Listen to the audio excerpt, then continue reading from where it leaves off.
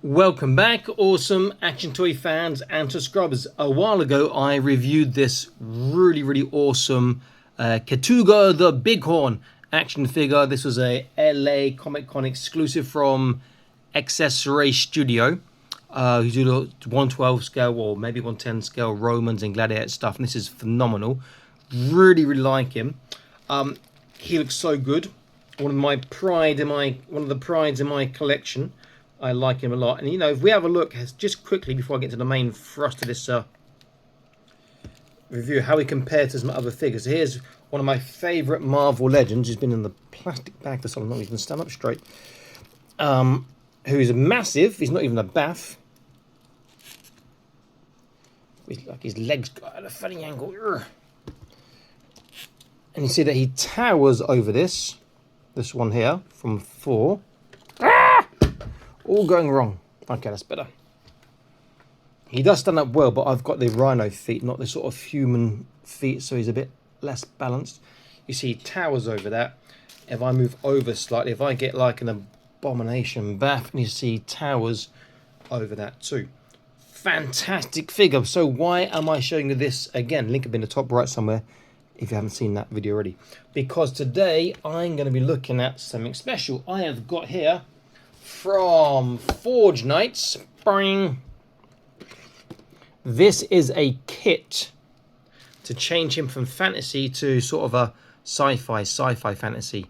So I have opened the box already, so let's have a quick look at the contents. In fact, I'll look at some of the contents. Inside you get this nice hard plastic box and you get a little bag there. The bag is soft goods. So inside the bag you can see we've got like his vest, his combat trousers and some other bits. In the box, so nice they put it in the box, we've got the hard stuff. So we've got his body armor here. How nice is that? We've got boots, and this part I'm worried about because he has to plug his joint in. So I'm worried about the joint going in there and breaking if it comes off. Don't want to be dropping that. We've got clips and grenades and bits and bobs there. We've got no idea what that is from here. Face mask, I think. I have to look on the box again. And we've got his rather nice massive gun. Look at that. Which does slide there. Superb. Does need a bit of paintwork, I think, but that looks absolutely fantastic. Okay, so what I'm going to do now is I'm going to take off his fancy stuff, start converting him. Then I'll come back, we'll have a look and see what he looks like in his sort of sci-fi, his fantasy sci-fi configuration with his stuff from Forge Knight. I am looking forward to this. Okay, I'll be back in an instant. Stay tuned. Oh, wow. How good does that look? That looks absolutely amazing. Not that difficult to put everything together and everything on. You have to take his shoulders out, split his, take his, that's the main thing, the shoulders out. You can take him apart the waist, but this figure's not great to put back together. He's quite loose. He'll come apart the waist if you keep taking him out and putting him back together. Looks fantastic. So he comes with 2 grenades. Here's one of them here. The other one I've got in his strap going across to his arm, which you'll see later. It's got the gun, the boots, the pants, the undervest, the armor vest, the head armor. Looks absolutely fantastic. And it makes him look shorter because it makes him look more stocky with the arm. He just looks amazing. Let's sort of zoom out a little. Bring him in for a close look. The head armor looks immense. The gun looks fantastic. See, it's got this part down the bottom. The scope, the sliding part we saw earlier. It's got a belt, so I didn't mention, sorry. It's got the grenade tucked in there. Another slot for the other one. The boots are actually pretty easy to put on. The arm on the back looks great here because he's got the undervest, the soft goods undervest, and the clip for the strap there. This is really good. The only issue I've got now is I want a fantasy one like he comes standard, and I want this one. So do I try and buy another one of these? Keep one as fantasy and one like this? That might be the only way to do it. Let's get his legs straight. You do lose articulation in the ankles with the boots on, but you know what? He will still balance quite well. And his feet are much bigger than his rhino hoofs, so actually he stands up very nicely. He's just sort of let go of his gun there. Let's get his hand a bit forwards.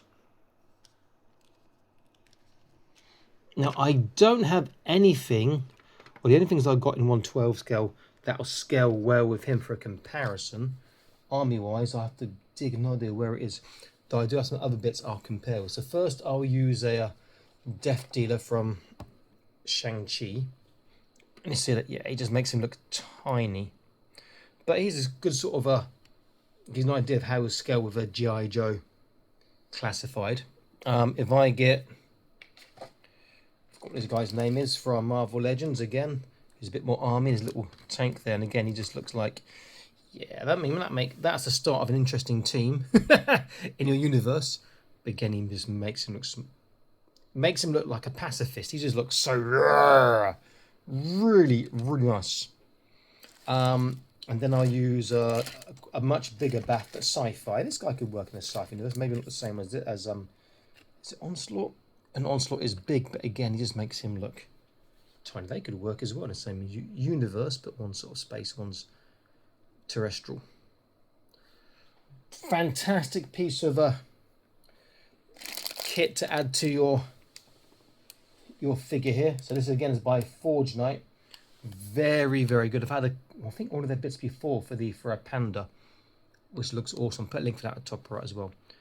Really, really happy with that. Now I've got to look for another one of these guys, this Ketuta guys. So I can have one as a fantasy and one like this probably. Hey, never mind. Okay, this is Awesome Ash always signing out, saying please like, share, subscribe. I'll see you in another video soon. Stay happy, keep collecting. Bye-bye.